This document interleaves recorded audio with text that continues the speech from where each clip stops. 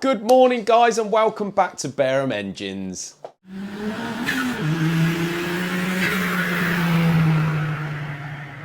So first of all guys, I just want to apologise for neglecting you lot. I do apologise, I didn't manage to get one on yesterday. And I did plan on coming down to work and doing a bit on what we got going on, but our little boy was not very well, so I had to stay at home unfortunately. But I just want to start this video by first of all saying thank you so much for all your lovely comments regarding my wedding. Yes, I'm a married man now, and to be honest with you, I didn't think it would feel any different at all, but it does actually feel really nice. My wife, our little children, we sort of feel complete now, I suppose.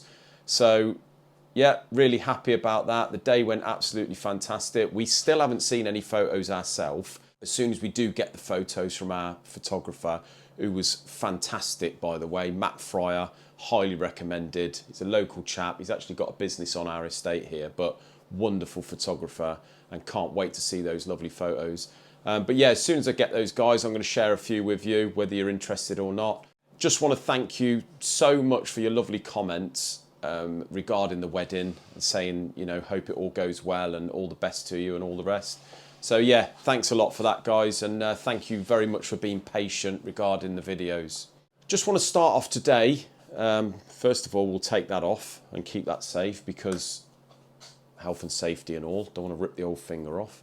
I've been out in the workshop. I've sort of caught up with a bit of paperwork this morning. It is Tuesday morning, so we're going to put a video on today, but then we are going to put another one on tomorrow, and then we'll be back to normal then.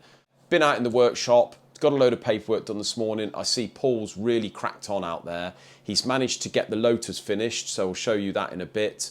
That'll be going back to the customer this week.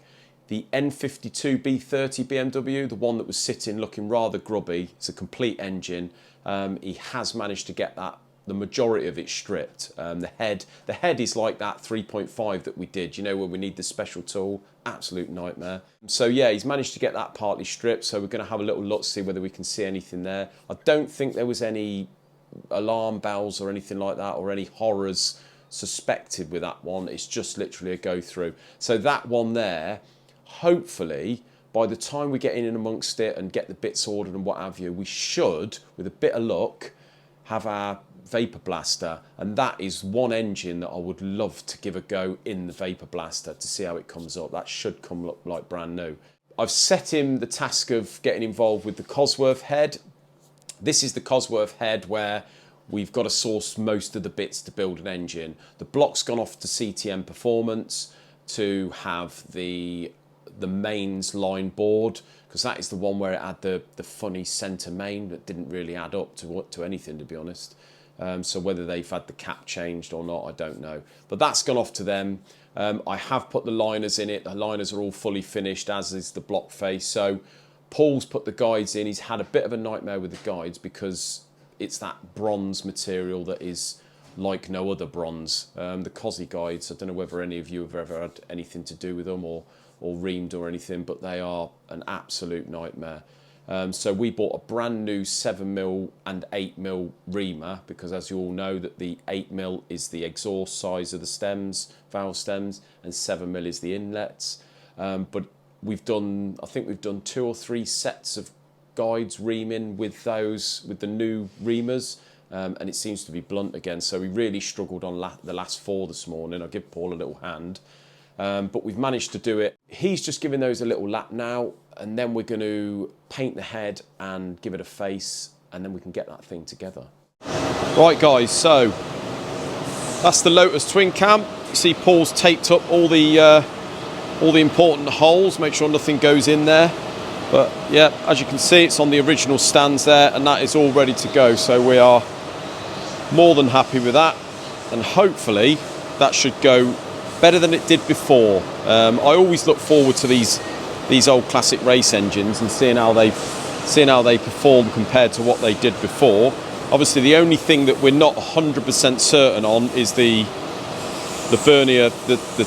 vernier setup on the cams, because we can't identify the cams properly. Really, we can only go by sort of measuring the lows. They don't really add up to anything, and the inlet in particular has been a bit of a one-off bespoke grind. So yeah, we'll see how that one goes, guys, but that's all ready to go. Just invoiced that. The V8 Rover, this is the one for A&R. This is going in an MGB V8 that's been restored. By the time this car's finished, you're probably looking towards about 50 grand, I would have thought. But as you can see, that engine looks absolutely fantastic compared to what it did, and that's going to look lovely in a nice restored car. So he's coming to pick that up in a bit, and that's going back to A&R Autos. They're still waiting for the chassis, which isn't going to be here now until next March, so we're not going to hear anything from that for quite a while. So Paul's over there doing a little bit of blasting, but he's got the BMW out here. So this is the N52, is it? Yeah. As you can see, he's given a good clean so far, looking a bit grotty on the outer casing, but this is the one with the, I think they're the Aliasil balls. So we've got still yet to measure those. There's a little bit of a wear lip up the top, but there's not really much you can do on that. So usually you find with these Aliasil, if anything, they do wear the rings quite bad. So we are obviously going to put the rings down there and just make sure, see if it's wore the rings. And if these measure fine, then these are really one of the only balls you can get away with for deglazing. Well, not deglazing, but just re-ringing. So we're going to face the block, obviously. But as I say, with a bit of luck, very soon we should get our vapor blaster. So if we do, we can get this one all looking spiffing on the outer side and give that a real test. If we head in here, the Cosworth head that Paul's put the guides in, you see all the guides are in now, absolutely lovely. I've given it a very, very light lick over because there wasn't actually any problem with this. This has been done, as I said to you before, this had been done not that long before. It's just needed new guides. But as you can see, by giving it a very light lick, we took 3 thou off, and it's unveiled a multitude of past horrors. So obviously this has all been welded, as they do. We've got one here that we're still in the process of doing. I spoke to Mark, the welder, this morning, Mark Heafield, and hopefully he's going to get that one sorted very, very soon, because I think the customer's emailed me this morning. I must reply to him. But that one's already been done, you see, not by us, but someone else, and it looks all satisfactory.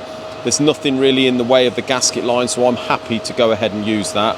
What we're going to do is just get some valve stem seals from a headset, put those in, and get this thing all together. Right, so this is the block that came in last week. It's a 200 block. It was upside down when the customer dropped it in. It's in for a rebore. Hopefully, it's all standard, so hopefully this is going to clean up 0.5. It's a 4x4 Sapphire block.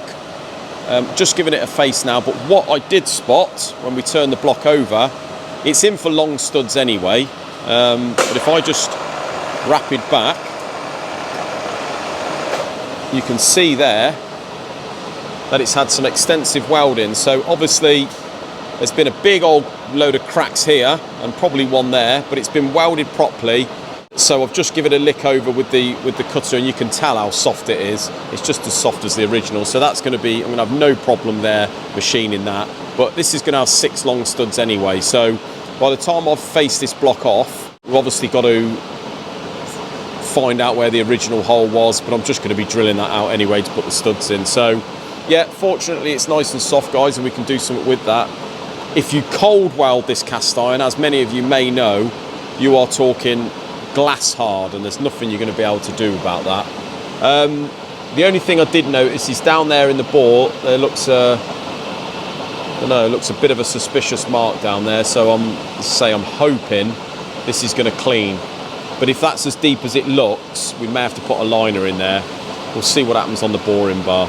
On a slightly negative note, I didn't sort of mention it before the wedding, but I did have a phone call off our customer with the S54, you know, the one that we had a bit of a, we did the engine, but we had a bit of a nightmare with the timings. Cut a long story short, we built the engine, it went off, they're building a race car. So probably 2 months down the line, they got the engine in, they managed to get it running. It's on an aftermarket ECU. When we built it, we had the cams profiled from Newman cams, so they're not a Schrick off-the-shelf cam, but they're a sort of copy. We've got high compression pistons, competition crank bearings and all that.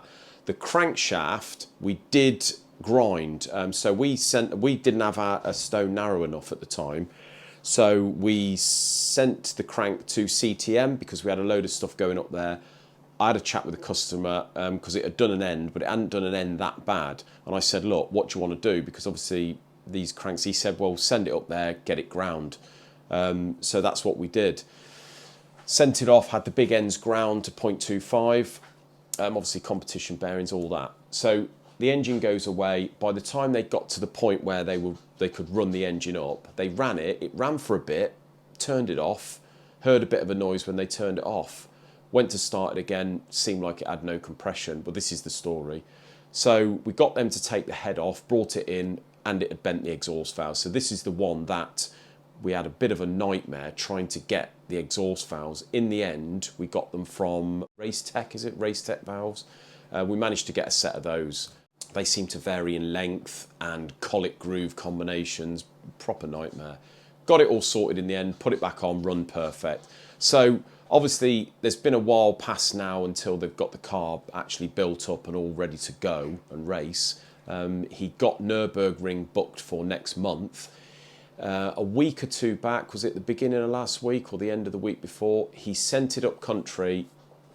A bunch of guys that supposedly specialise in M3s and what have you, they got it on their rolling road. So Tom, the owner, got in touch with me. He said, spending the day on the rolling road, all going absolutely great. Said it produced about 380 horsepower and absolutely pulls like a train mid-range. So really good, really happy with that. Then he goes up to Snetterton the next day. I don't know whether the tuners guys were up there with him, but someone was.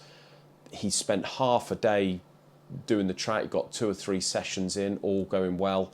And then he said they had an issue. So he sent me a photo of the guys under the bonnet having a little look, and then I didn't hear anything more. Then a couple of days later, he's obviously got the car back here. Now he says to me, at this stage, he said that the big end's gone to the extent where the pistons come up, hit the plug and the plug's failed. I can't see that, never heard of that. That sounds a little bit to me, I said to Tom, like it'll be the other way round. Sounds a little bit like it may have got hot, plug's failed, come adrift, something's come adrift, and done the piston. Whether it's even done a big end at this stage, I don't know. He said it just had a misfire on number 3. And he said that these guys said you can't grind the cranks on these. Well, you can grind the cranks. If they do undersized bearings, then you can grind the cranks. And to be honest with you, we've ground loads of cranks like these. We've ground nitrided cranks and all the rest of it, and we've never had an issue. So you do get these chaps that are a bit anal on a standard crank, but I said to Tom, as long as it's ground properly and it's heat treated properly, and they have the radii in the corner of the journals are right, and the size is right, and also the housing of the conrod is correct, there should be no issue whatsoever. There's no reason at all why you shouldn't grind a crank. So at this stage, haven't seen it. We're going to be seeing that, guys. Just sort of give you the tale before we get it. He said, look, let's get the engine out. We'll have a look at it and see what's happened. But my feeling is it's not going to do a whole day on a rolling road and maybe half a track day if it was something that was a build error or a sort of fundamental sizing error. It's just not going to do those sort of miles, especially under those loads. So we'll see, guys. That is a sort of work in progress at the moment. Well, that is it for today, guys. Thank you ever so much for your kind comments once again. It's great to be back on camera. It's great to be back with you. But until tomorrow, take care.